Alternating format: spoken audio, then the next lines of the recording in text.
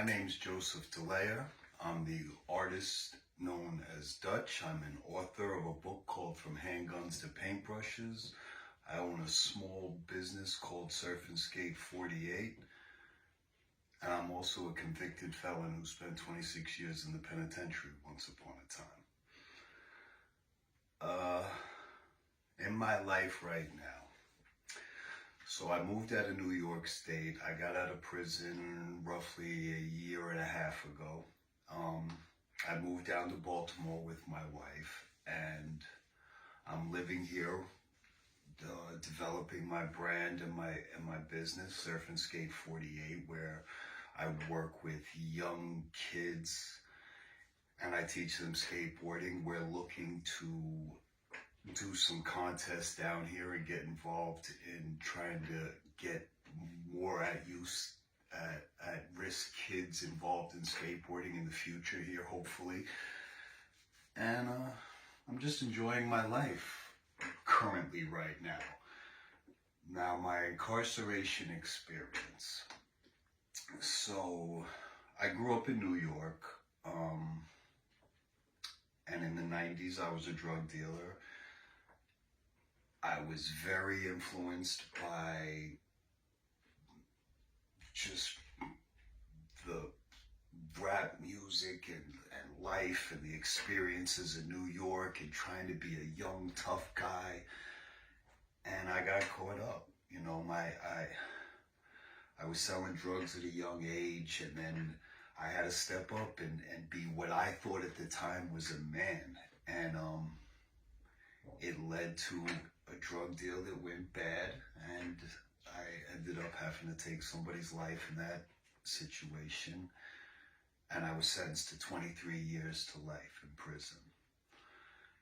And when I came to prison, I was a gang member, and I was involved in all the wrong things for many years. And about 13 years, 14 years into my sentence, I ended up in Eastern Correctional Facility. And education starts to interest me at this point because the environment of the facility is different, and I was at a turning point in my life when things were happening, and I knew that I had more potential, but I wasn't quite sure. And I had started drawing at the time, and I was trying to do some other things, and I was questioning a lot about life. And then here comes education. And my first experience getting in, I wrote my essay to what I thought they wanted to hear instead of what I believed. And I didn't get accepted. And I think that the next time, that's what gave me the fire and the incentive to write something that came from my heart. And that time I got in.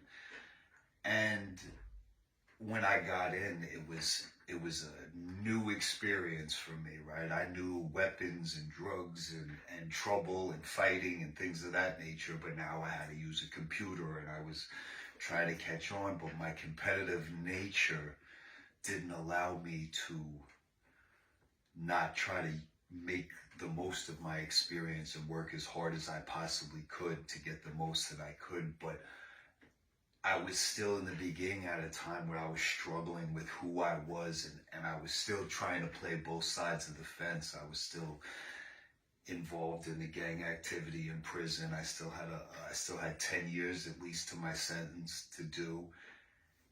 And I was going back and forth, and I ended up going to SHU, and it hurt me when it was, you know, I wanted to graduate. I wanted to get to that point where I could say that I had obtained that, and it didn't happen.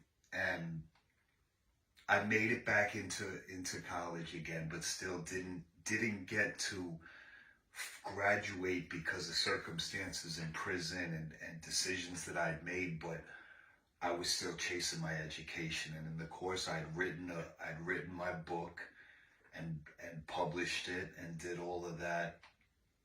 And I had come to understand that education could change my life in prison, and I had new hope that I could be somebody else. So that's what education did for me while I was in prison. And then when I came home, it helped me to make some of the adjustments. I'm still adjusting. There's things, I spent 26 years in prison, so the computer and things that I didn't have as much access to, that guys inside don't. But being in college, being able to critically think are things that you're gonna need when you get home, right? And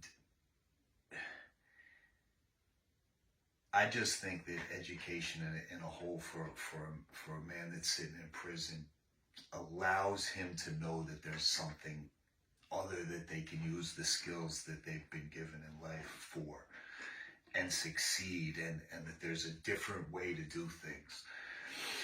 So hopes for the future. Well, for the future,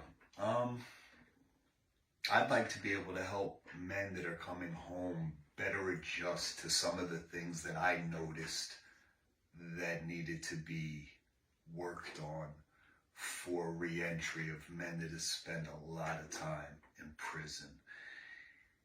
It's a complicated world, and when you come home, and if you're not situated correctly, it's easy to see how people slip back into a comfort zone of a criminal lifestyle, because for a lot of us, that's what it was. For me, that's what it was. The uncomfortability was stepping into the established world and trying to start a business and work and do those things. These are things that I'm trying to navigate and figure out how to use my art to make money and do other things that I can use my past hustling experiences, but because of my education, I know that it how to go about it, right?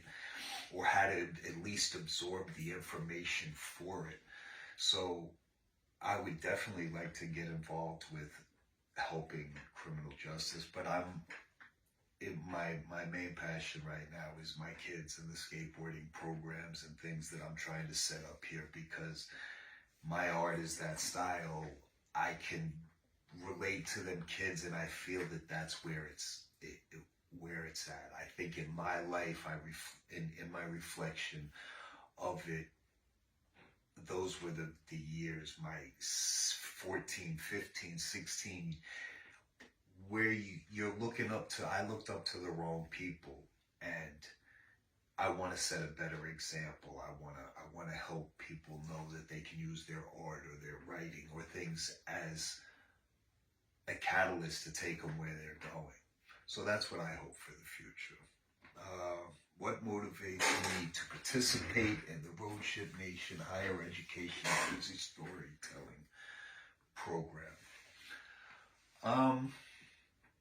Like I said, I'm interested in speaking about the transformation that education has within a person's life. I, as a young man, did not value my education because it was hard for me. I had dyslexia. Learning was complicated, but it wasn't that I wasn't intelligent. And I'm older. I'm 48 years old. Education and the way that we teach has take leaps and bounds now. But we don't stop learning, right? That's the thing. Everything is about evolution, and I've learned that with skateboarding.